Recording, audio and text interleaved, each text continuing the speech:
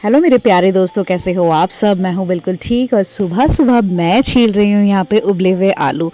ना भैया ना, मैं कोई आलू के पराठे नहीं बनाने वाली हूँ। बार बार मैं आलू के पराठे ही नहीं खिलाती हूँ बच्चों को। बस आज मैं यहाँ पे उबले हुए आलू की सब्ज़ी बना रही हूँ और भाभी बना रहे हैं किचन में फुलके। और जो छोटी भाभी है वो कर रही है घर को क्लीन। तो आज भी मैं हूँ अपने मायके में, क्योंकि मुझे धोने हैं बहुत से कपड़े। और पूछो मत आप, नहान में चल रही है पानी की किल्लत। मतलब तीसरे दिन का पानी आ रहा है और वो भी बड़ा कम सा। तो फ़िलहाल यहाँ पे आलू छीलने के बाद, ब्रेकफास्ट बनाने के बाद, मैं यहाँ पे अपनी बेडशीटें वगैरह और कंबल वगैरह धो रही हूँ। ये तो मैंने यूज़ भी नहीं किए और मुझे वॉश करने पड़ रहे हैं, पता नहीं क्यों।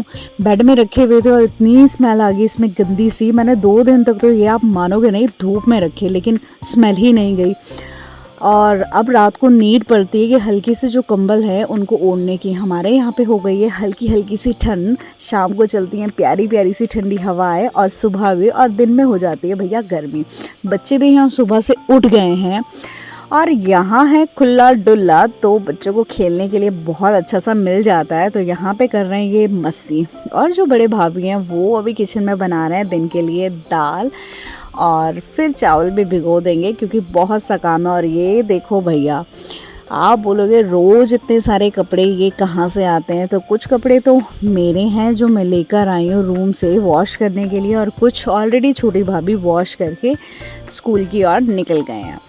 तो भैया इतने सारे कपड़े, और फिर जब पहनने की बारी आती है तो एक भी नहीं मिलते। फिर लगता है कि नए मार्केट से ले लें। समझ नहीं आता है कपड़ों का मसला जो है वो कब ख़त्म होने वाला है।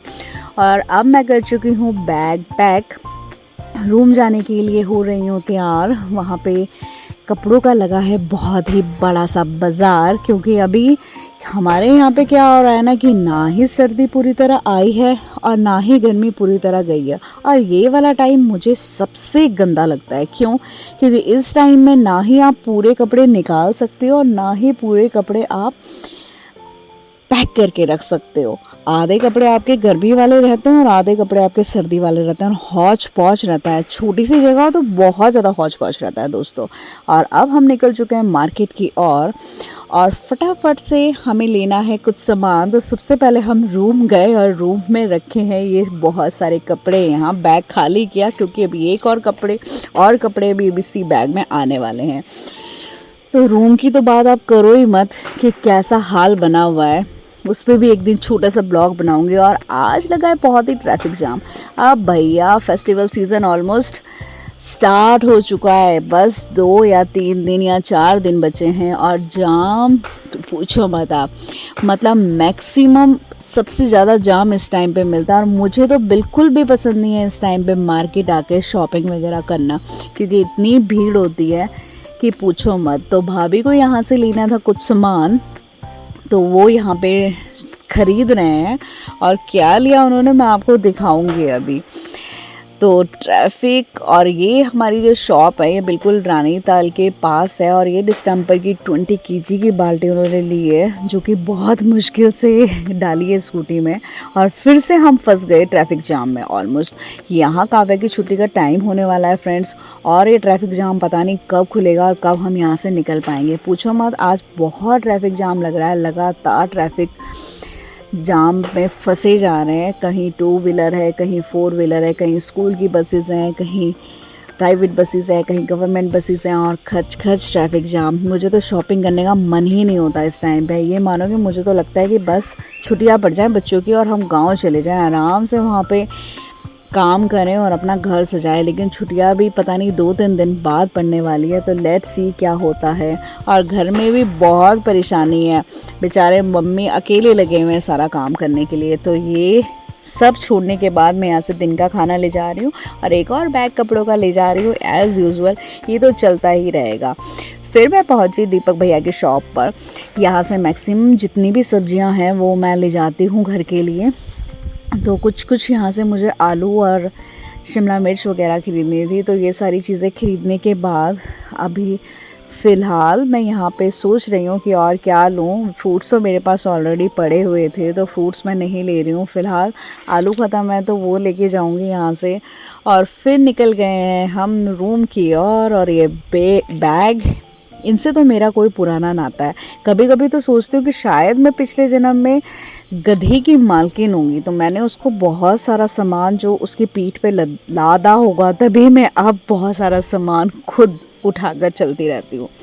और ये देखिए जी कमरे का हाल, कपड़े ही कपड़े ऑन सेल, कहीं पर्दे, कहीं कपड़े, कहीं कुछ, बस भीड़ भड़ाका, मतलब कपड़ों का बाज़ार लगा है एक तरह से। और फिर मैं बना रही हूँ यहाँ गर्मा गर्म फुलके अपने लिए, क्योंकि मुझे चावल खाने का मन नहीं था। और भैया आटा जो था आज बहुत ही गीला हो गया था, इतना गीला आटा मैं बहुत मुश्किल से यूज़ कर पाती हूँ। तो यहाँ पर जो फुलकों की शेप बन रही है ना, वो मैं ज़रूर आपसे शेयर करूँगी दोस्तों।